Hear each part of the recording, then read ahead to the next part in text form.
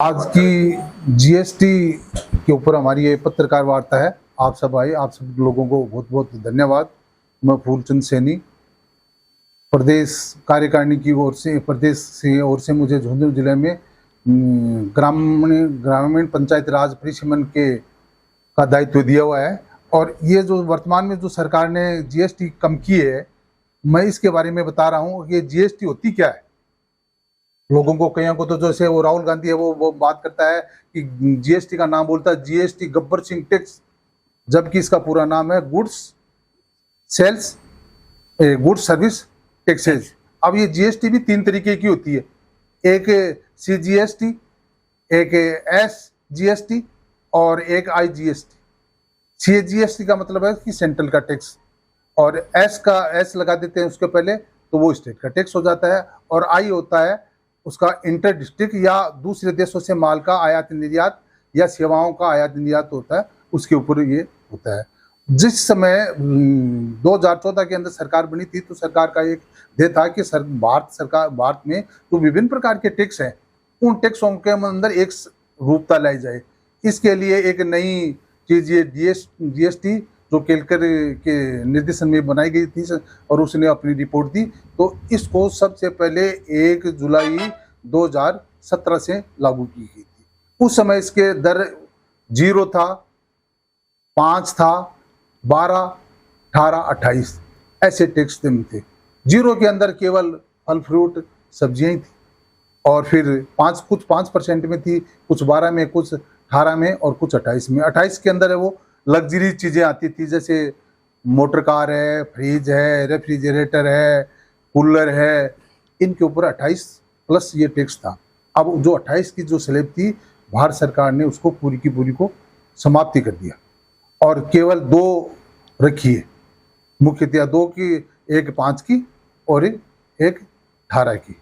अब इसके 5 के अंदर जो रखी गई है, अब ये एक बीच के अंदर एक ऐसी समस्या भी आएगी, जैसे ये जीएसटी के अंदर जो रेट कम की गई है ये 22 तारीख से लागू होगी, 22 सितंबर से। अब इससे पहले जो प्रोडक्शन हो गया उसका क्या होगा? उस प्रोडक्शन को करने के लिए सरकार ने ऐसे किया है, उनको सारी कंपनियों को ये निर्देशित किया है कि आपको उसके ऊपर एक लेबल लगाना पड़ेगा। जैसे एक चीज़ है, वो कोई प्रोडक्शन की वो 100 रुपये है और वो वर्तमान के अंदर अगर उसको वो 18% के अंदर आ गई, पहले वो 28 के अंदर थी, तो उस 18 और 28 के अंदर अगर उसको अंदर वो 10 रुपये कम हो रहे हैं तो आपको उसके ऊपर स्टिकर लगाना पड़ेगा। ग्राहक को ये मालूम पड़ना चाहिए कि ये पहले 100 की थी, अब ये 10 रुपये कम हो गई तो ये 90 को मिल रही है। ऐसा स्टिकर 31 दिसंबर 2025 तक को करना पड़ेगा। अब ये इसमें कौन कौन सी ऐसी चीजें हैं कि जैसे एक सरकार ने एक बीच के अंदर, और बताऊं आपको, 40% का और किया है। जो बड़ी कारें, लग्जरीज, उनके ऊपर 40% का टैक्स भी किया है। बीड़ी, सिगरेट, तंबाकू से उत्पाद है, उनको भी 40% के अंदर लेके चले गए हैं। तो ये तो कोई नहीं है, लेकिन आम पब्लिक को उसमें क्या क्या उसको है हुआ है। जैसे कि मैं पहले ये बताऊं कि आपको कि नमकीन और बिस्कुट से संबंधित जितनी भी थी वो पहले 12 और 18 के अंदर थी, अब वो 5% के अंदर हो गई है। बर्तन, साइकिल और किचन से संबंधित जो सामान था उसके ऊपर 12% लगता था और कुछ एक के ऊपर 18% लगता था, वो सारा 5% के अंदर कर दिया गया है। ऐसे ही जो 2500 रुपये से नीचे के जो कपड़े थे और उनके ऊपर 12% था, उनके ऊपर अब सरकार ने 5% कर दिया है। और 2500 से ऊपर के जो कपड़े थे वो 5 के अंदर है। ऐसी, अब ये आता है कि ऐसी कौन सी वस्तुएं हैं जिनके ऊपर जो जीएसटी के दायरे में नहीं है।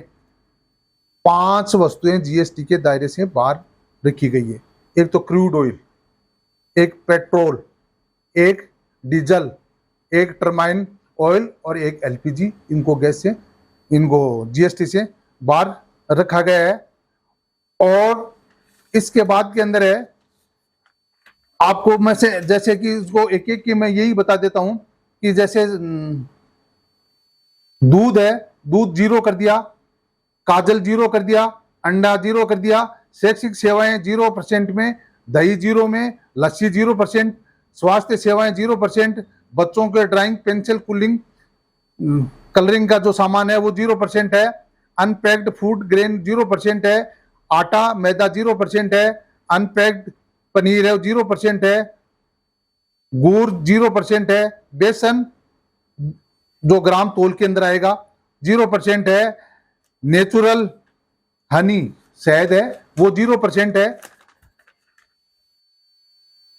गुड़ है 0% है, प्रसाद जो बांटने का आता है वो 0% है।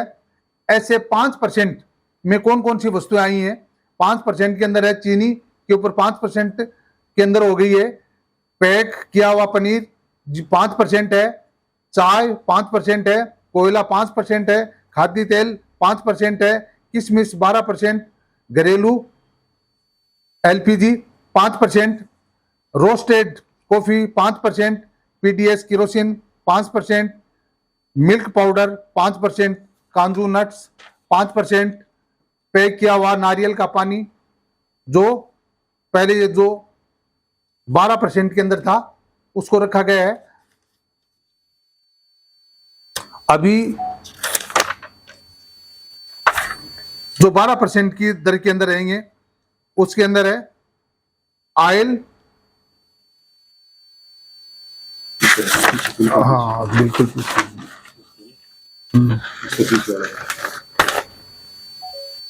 हाँ 12% के अंदर लिया है बटर, घी, पैक किया हुआ प्रोसेस फूड्स आइटम, बादाम 12%, मोबाइल फोन 12%, फ्रूट जूस 12%, इस प्रकार से करके अचार मुरबा चटनी ये 12% है, पैक किया हुआ नारियल पानी 12% है, छतरी 12% है। अब मेरा कहने का मतलब ये है कि जो चीजें संशोधित हुई हैं ये पहले उनके ऊपर दूसरी रेट थी, वर्तमान के अंदर है जो 5% थी वो भी आपकी फ्री हो गई है।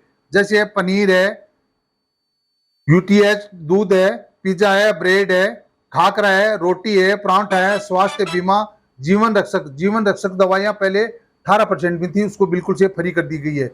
ऐसे ही लाइफ इंश्योरेंस और स्वास्थ्य जो बीमा से संबंधित थी उसके ऊपर भी 18% था वो भी आप 0% हो गई है। मेडिकल जीवन रक्षक दवाइयां, ऑक्सीजन और बच्चों के लिए पेंसिल किताबें ये अब बिल्कुल से इनके ऊपर 0% है, पहले इनके ऊपर 5% जीएसटी लगती थी तो ये फायदा हो गया। ड्राइवर है ना 33 जीवन रक्षक दवाएं जैसे जीवन रक्षक में कैंसर है, टीबी है, ऐसी जो बीमारियां थी उन बीमारियों के ऊपर पहले 12% की जीएसटी लगती थी, अब वो दवाइयां वो भी फ्री हो गई है। ऑक्सीजन जो बीमार आदमियों के लिए ली जाती है वो ऑक्सीजन पहले 12% थी और वो भी फ्री हो गई है। पेंसिल, शॉर्पनर, क्रेन पेंसिल पर जो पहले 12% था अब वो भी फ्री हो गई है। अभ्यास पुस्तकें, नोटबुक, इरेजर ये पहले 12% में था ये भी फ्री हो गई है। अब ये फ्री सरकार ने क्यों किया है?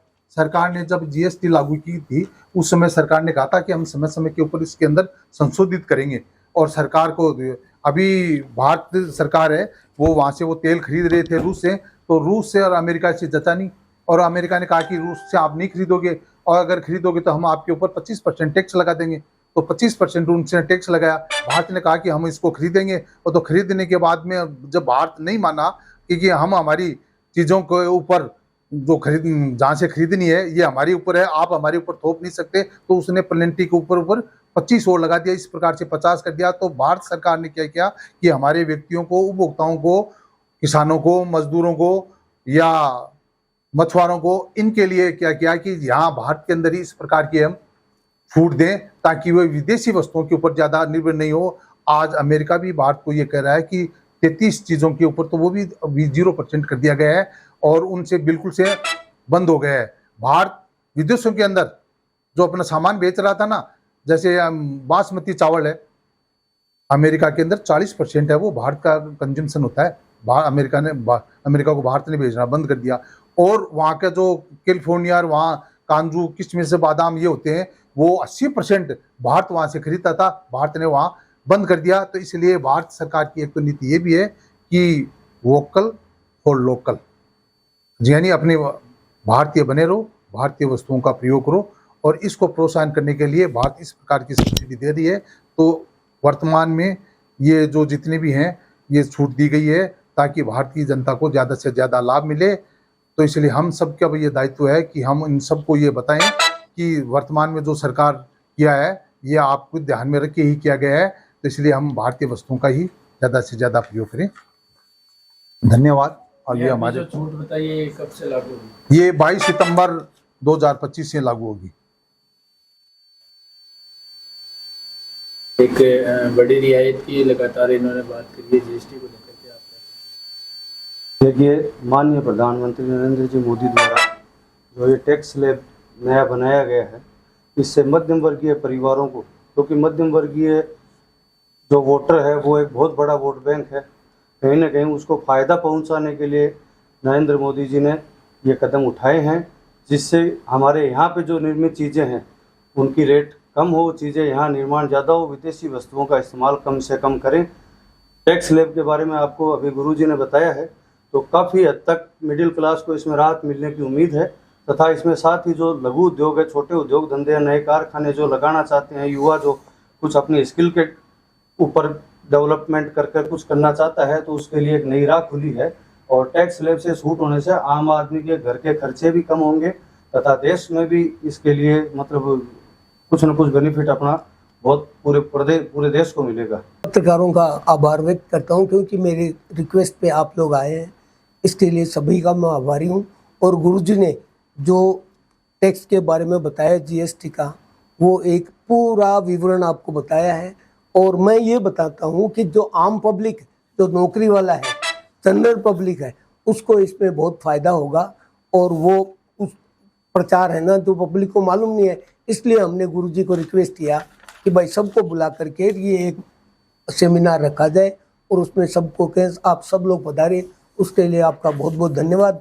और इससे मोदी सरकार ने जो किया है ना, उसके लिए हर आदमी को, जो जनरल पब्लिक है, उसको बहुत ज़्यादा फायदा होगा। धन्यवाद। साथ ही आप सोशल मीडिया पे पिछले कुछ दिनों से लगातार छाए हुए हैं और एक पोस्ट जो है आपके फेसबुक के माध्यम से दिखाई दे रही है, कहीं ना कहीं किसी पे आरोप लगाने के जो उद्देश्य हैं वो दिखाई दे रहे हैं। क्या है वो ऐसी बात जो सोशल मीडिया पे लगातार आपके द्वारा चर्चित है? नहीं, मैंने सोशल मीडिया पे ये लगाया था कि सरकारी अस्पताल, उसी की बात कर रहे हैं ना आप? हाँ, तो सरकारी अस्पताल है ना, वो 2007 में और श्याम सुंदर सैनी चौबदाना की डाणी वालों ने उसको लगाया था। और दिगंबर सिंह जी उस समय स्वास्थ्य मंत्री थे और उन्होंने स्वीकृत किया था।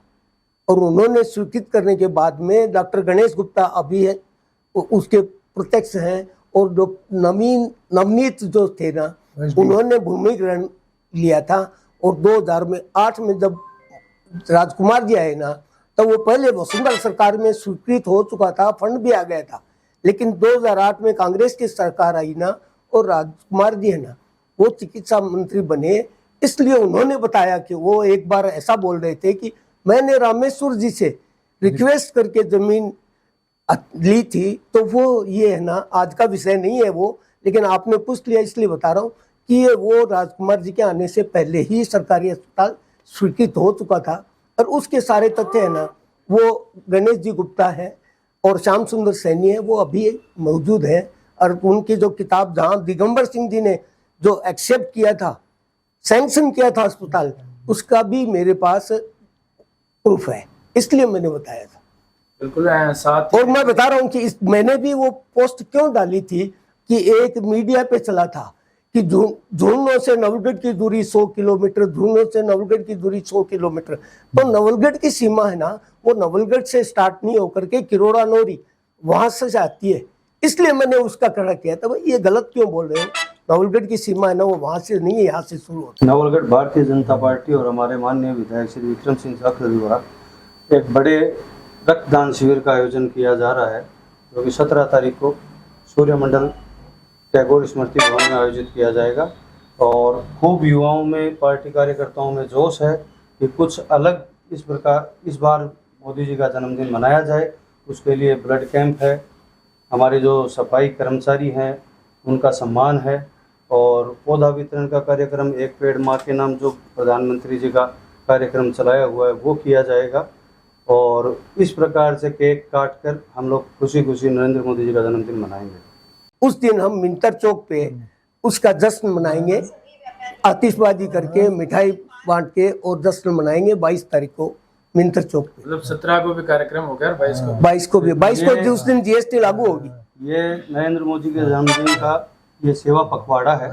तो इस पूरे 7 दिन में, जन्मदिन के चाहे बाद हो 2 दिन या 3 दिन पहले से हो, ये पूरे 7 दिन ये प्रोग्राम चलेंगे। कहीं वृक्षारोपण का चलेगा, कहीं सफाई का चलेगा, जो हमारे जो स्मारक हैं उनकी सफाई का कार्यक्रम है, और ब्लड कैंप है। इस प्रकार से आयोजन होंगे।